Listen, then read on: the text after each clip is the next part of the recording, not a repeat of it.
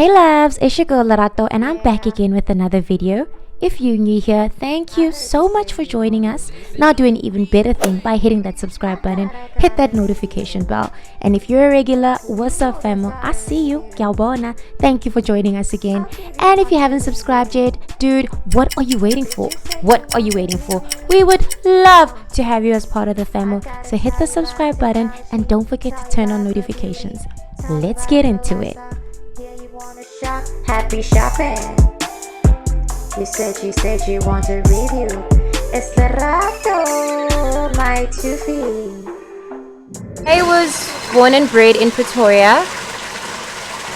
I lived in Pretoria for 17 years of my life. A lot of people on my social media have been asking me where I have been because I very recently activated my Facebook account. I didn't drop off the face of the earth. I was literally still around. I was just not on social media, but I was around. Okay, so what most people don't know is that I was in and out of social media for various reasons. So if I felt the need to communicate certain things, like I'd be on social media, like I was on Twitter for a bit. The reason why I got out of social media, it wasn't because like of anything bad or anything. It was more of a personal decision. I really needed room for personal growth, and social media was very distracting in a very personal sense. It was distracting to me personally. I felt like I was losing myself because I was so consumed in social media. I was so consumed in taking the next picture. I was so consumed in posting the next status, and I was at a very pivotal time in my life where I felt the need to focus on what I was doing, and I was starting to not be very sure of my identity. So I can say I was starting to lose my identity, and I was starting to lose who I am. So I was actually doing a deep soul search, and that's why I've been off social media. Nobody upset me, I wasn't running away from anything. It was just for my own personal growth. I'm still winging Instagram. Not on Twitter. I'm not writing it off completely. Maybe one day I will be back on Twitter. You'll never know. We use social media for different things. If you're looking for my social media details, you can find them on the description box. You can like my Facebook page, and we can also be friends on Facebook. If you want to take the risk of being one of my few followers on Instagram, then go right ahead. All the details are on the description box and also on my about page. I'll see you in the social media streets, y'all. The streets. Okay, so if you've been following me for some time, you will realize that I've been doing a lot of posts on skincare. Avon Skincare, which is one of my favorite brands. I also just recently did a post on hair, attempting to do my own box braids for the first time. Also reviewed a camera, makeup tips, things that interest me and that I feel will also interest my audience. And I really enjoy making reviews because I myself, before I buy a product, I am guided by the reviews. I feel reviews are my strength, and just a lot of me jotting down my thoughts, my experiences, the books that I read. Please don't be shy to comment, don't be shy to have suggestions, don't be shy to ask me questions that you think that I may have the ability to answer. Let's link up on our social media pages. The audience is just as important as the actual giver of the content, because I need you to tell me what questions you want me to answer, and I would also like to answer some of your questions, you know what I mean? So yeah, that's what you can definitely expect from me. Like I said, it wasn't anything personal. I just had to get my priorities in order. I lost myself because I was consumed in a culture that was created for me and not by me. So I felt like I had lost control on like a lot of various aspects of my life. Yeah, so I felt now that I was ready to come back onto social media with a fresh perspective, more mature perspective, and a deeper understanding of actually what social media is, you know. And social media is communication, you know. It shouldn't be a huge part of my culture. I had to establish my own culture. I had to know who I am. I don't really measure achievements by material possessions. So I can say my greatest achievement to date at this point in my life was definitely achieving personal growth. It is something that I've always heard serious people speak about, you know, philosophers and psychologists, and I thought you need to be really special to achieve personal growth, until I realized that personal growth is different. You know, it's different from person to person.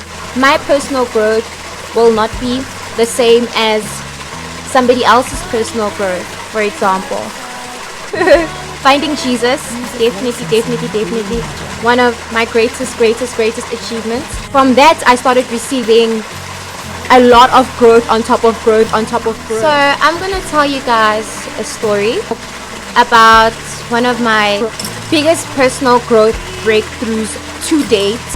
It is something that I'm very proud of.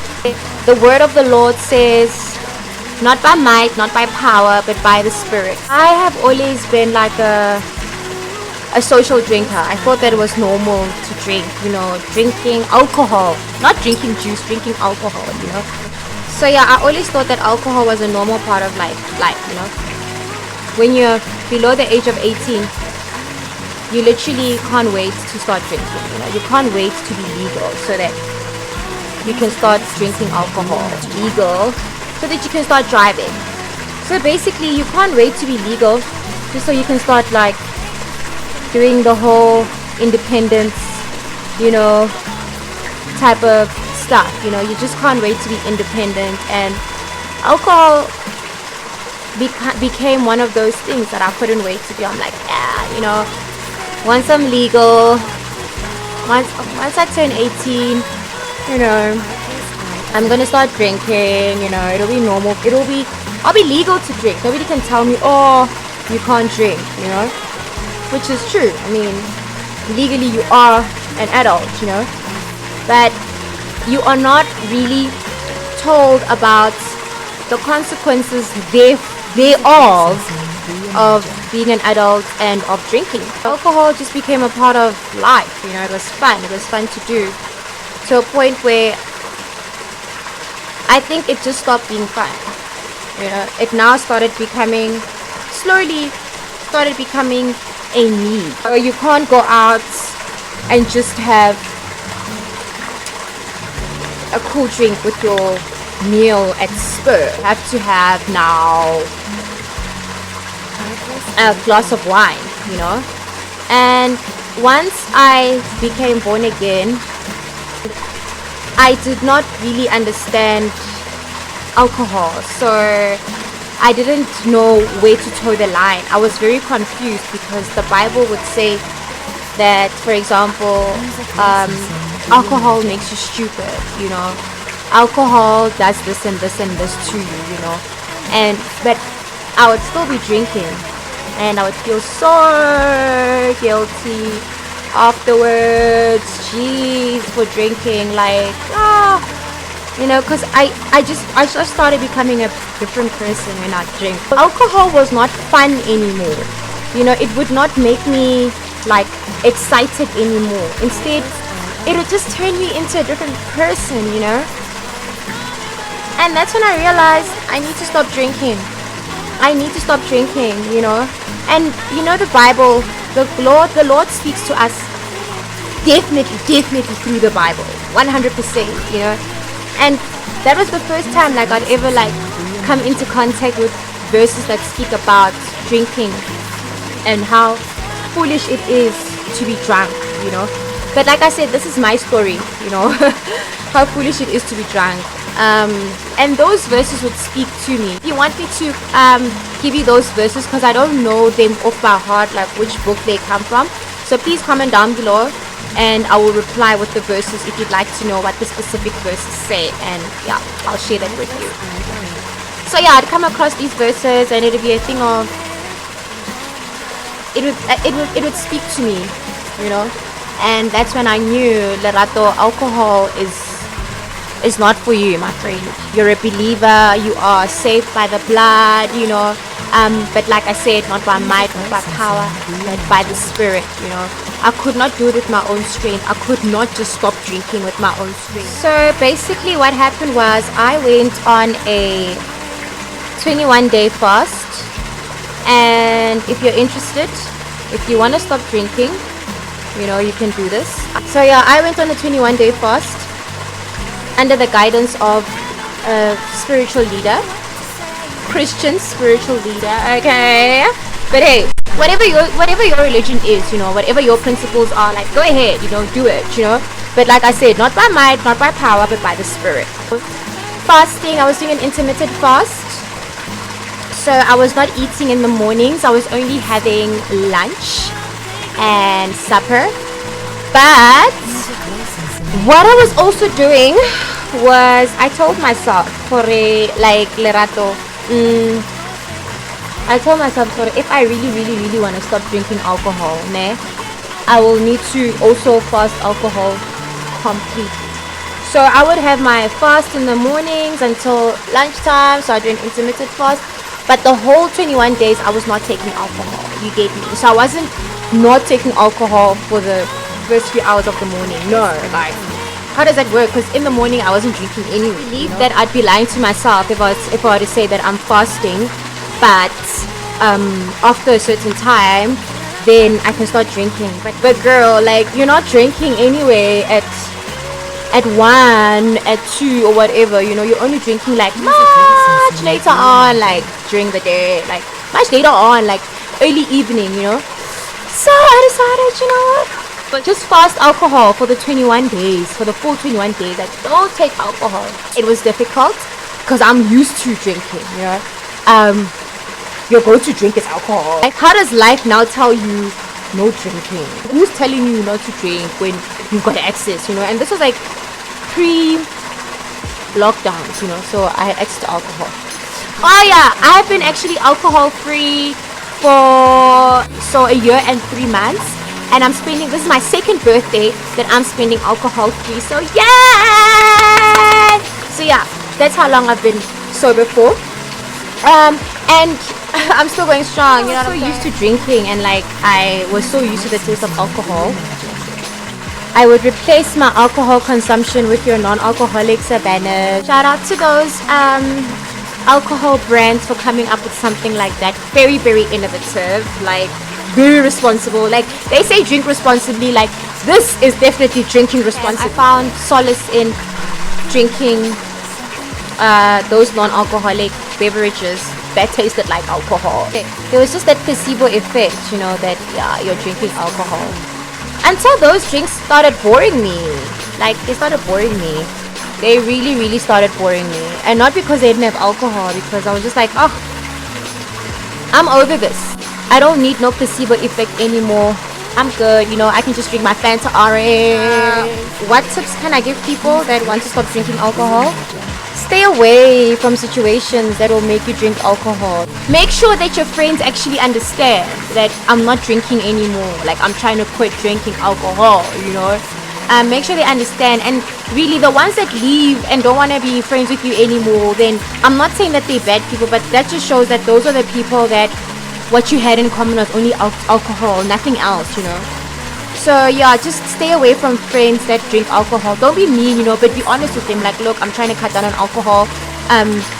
I won't be able to go to the club, you know. If you feel that you can handle though going out with your friends, then I suggest that you stick to the non-alcoholic beverage menu. So you take the non-alcoholic beers, you take the non-alcoholic ciders, you know, just still channel your mind to that placebo effect. But at the end of the day, no alcohol is going in. And actually, when you wake up in the morning, you'll feel so much better because you won't have a hangover. So what I did was I set goals for myself. I was like, okay, this is what I want. This is how I want to wake up. You know, I don't want to wake up with a hangover anymore because it slows me down. And thing also, have an accountability partner. For me, that's what really worked for me.